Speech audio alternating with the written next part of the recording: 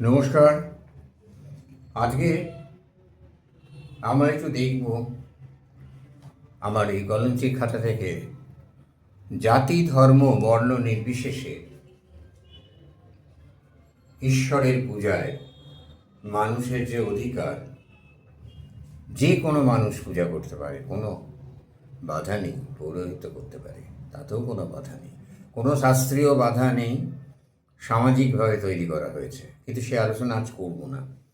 আজকে করব তন্ত্র বা কালী সাধনায় এই ধারাটি আমাদের জাতিভেদ, বর্ণভেদ, বর্ণাশ্রমের কোনো স্থান নেই। এই সাধকের যোগ্যতা এবং ভক্তির উপর নির্ভরশীল। তন্ত্র বৈদিক বা বৈষ্ণবীয় গোড়ামির ঊর্ধ্বে এক সর্বজনীন সাধন পদ্ধতি। সেখানে নারী পুরুষ, ব্রাহ্মণ শূদ্র নির্বিশেষে যে কেউ দেবী কালীর সাধনা করতে পারে। যে কেউ দেবী কালীর সাধনা করতে পারে। সমাজ যেখানে অচ্ছুত বলেছে, তন্ত্র সেখানে দেবীকে দেখেছে, দেবী শক্তিকে দেখেছে। সমাজ যে পতিতাকে ঘৃণা করেছে, তন্ত্র সেই পতিতাকে চক্রে আহ্বান করে তাকে দেবী রূপে কল্পনা করে সাধনা করেছে। সুতরাং সেখানে কোনো অসুবিধে নেই। তন্ত্র মতে দেবী কালী স্বয়ং হচ্ছেন আদি শক্তি। তার কাছে জাতি বা বর্ণের ভেদ নেই। ভেদ সত্যিই তো নেই, ভেদ তো মানুষ তৈরি করেছে। যদি ঈশ্বর বলে কিছু থেকে থাকেন, তা তিনি ভেদ তৈরি করতে গেছেন, এইরকম পাগলামির কথা ভাবার কোনো মানে হয় না। যে চতুর্বর্ণ ময়া সৃষ্টম, আমরা জানি এগুলো, কিন্তু বিষয়টা হচ্ছে ঈশ্বর কখনো ভেদাভেদ করার কথা নয়, করেনও না। মানুষেরা করে নিয়েছে তাদের সুবিধার জন্য, বলিয়ে দিয়েছে ঈশ্বরের মুখ দিয়ে। আমরা জানি না সত্যি করে বলেছেন কিনা। তন্ত্রমতে কালী আদি শক্তি, তার কাছে জাতি বর্ণের ভেদ নেই।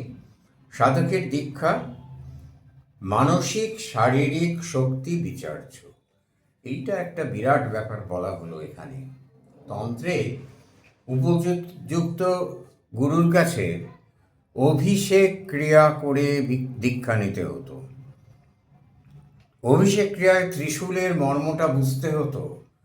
ত্রিশূলের তিনটে ফলা, সত্য রজতম, আর দণ্ডটি নির্গুণ ব্রহ্ম। এইটা বুঝে অভিষেক করতে হতো। অভিষেকের পরে সাধক অধিকারী হতেন সে যে কোনো জাতের, তন্ত্র সাধনা করার, কালী সাধনা করার। গুরু তখন তাকে দেখিয়ে দিতেন। তন্ত্রে কিছু অত্যন্ত কঠিন শারীরিক ব্যায়াম আছে, নিঃশ্বাস প্রশ্বাসের সঙ্গে যুক্ত। সেগুলো ঠিক করে করতে না পারলে শরীরে বিকলাঙ্গতা প্রাপ্ত হতে বাধ্য। সেই কারণে তন্ত্রে গুরু প্রয়োজন। অন্য কোনো সাধনায় গুরু না থাকলেও চলে। মন গুরু হতে পারে, জ্ঞান গুরু গ্রন্থ থেকে হতে পারে, স্বয়ং ভগবানকেও গুরু কল্পনা করে সাধনা করা যেতে পারে। কোনো আচারের প্রয়োজন নেই, সাধনা মনে বনে কোণে হয়।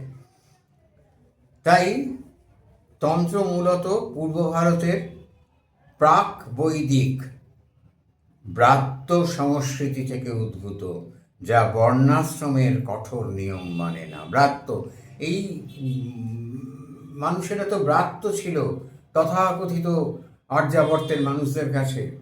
বীরাচার, বামাচার, কুলাচার সাধনা বর্ণাশ্রমের নিয়ম কঠোরভাবে মানা হয় না। শারীরিক বিষয়টাকে ভীষণভাবে দেখা হয়, আর মানসিক শক্তি, এই দুটো যদি না থাকে তাহলে তন্ত্র করা যাবে না। দুর্বল শরীর নিয়ে তন্ত্র হয় না।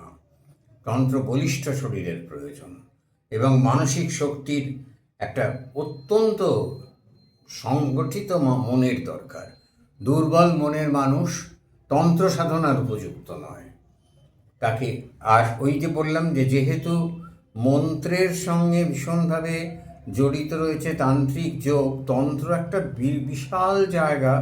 সেখানে তান্ত্রিক আয়ুর্বেদ, তান্ত্রিক রসায়ন পর্যন্ত আছে।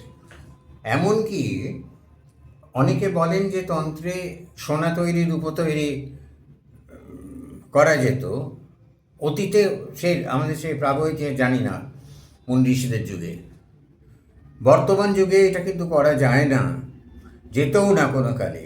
আধুনিক পৃথিবীতে সীসেকে রূপোর রং ধরানো যেত, আর তামাকে সোনার রং ধরানো যেত।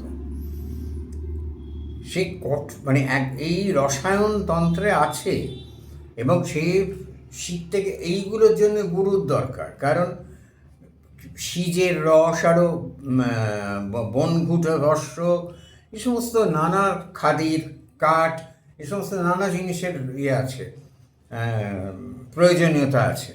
মাহেশ্বর ধূপ, আয়ুর্বেদ, এটা তন্ত্রের আয়ুর্বেদ। মাহেশ্বর ধূপ দিয়ে হাঁপানির মতো রোগ সারানো যেত, তান্ত্রিকেরা বলতেন। সেখানে ময়ূর পুচ্ছ, গরুর শিং, আরও নানা রকম জিনিস গাওয়া ঘিয়ে ভাজা হতো, ভাবড়া নেওয়ার চিকিৎসা বলা হতো।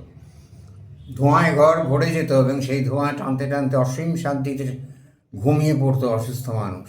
আস্তে আস্তে তার হাঁপানি, ওই ধরনের টানের ব্যাপারগুলো সেরে যেত। এখন এই যে বৃহৎ জায়গাটা, এটা বুঝতে গেলে তো গুরু লাগবে। কিন্তু আমার গুরু নিয়ে এখানে সমস্যা নেই। আমার সমস্যা হচ্ছে জাতপাতের কোনো ব্যাপার নেই, জাতপাত দেখা হতো না। আচ্ছা, তন্ত্র শব্দের ব্যুৎপত্তি হলো বিস্তার করা। বুনন, তাঁত আমরা জানি, বিস্তার করা, যা তন ধাতু স্ট্রন প্রত্যয় যোগে তন্ত্র কথাটি এসছে, যা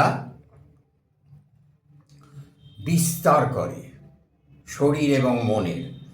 আবিধানিক অর্থে এটি জ্ঞান বিস্তার, কাঠামো, মূল নীতি বোঝায়।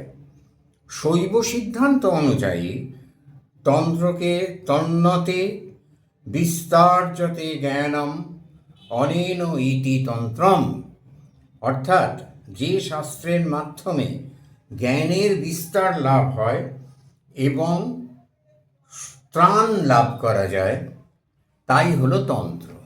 মানুষ তো এই সংসার থেকে জন্মাবার পরে, কোথায় জ্ঞান হওয়ার পর থেকে আমরা কী করে মুক্তি পাবো, কী করে ত্রাণ পাবো, এই কথাটা ভাবি। কিন্তু সংসারের এই প্রতিদিনের সুখ দুঃখের জাল, এটা তো আমরা নিতে পারি না। ফলে মনে হয় আমরা এখান থেকে বেরিয়ে যেন মুক্তি পাবো কোথাও গিয়ে। মুক্তি নেই, মুক্তি বলে কিছু হয় না, আর মৃত্যুতেই শেষ। কিন্তু যাই হোক, সেসব কথা এটা এই তন্ত্র এই সংক্রান্ত বিষয়ে বলছি না। শুধু এইটুকু বলছি, তন্ত্র ব্রাহ্মণ থেকে চূড়ান্ত বাল্মীকি গোষ্ঠীর মানুষ, বা আমি কোনো গোষ্ঠীকে ছোট করছি না, চণ্ডাল তথাকথিত, সকলের তন্ত্রে সমান অধিকার। তন্ত্র অসম্ভব উদার নীতি। তন্ত্র সম্বন্ধে যে ভীতিপ্রদ একটা ধারণা প্রচার করা হয়, সেটা ভ্রান্ত পথগামী তান্ত্রিক, কাপালিক, অঘরীদের প্রচার। সেটা বিশ্বাস করবেন না।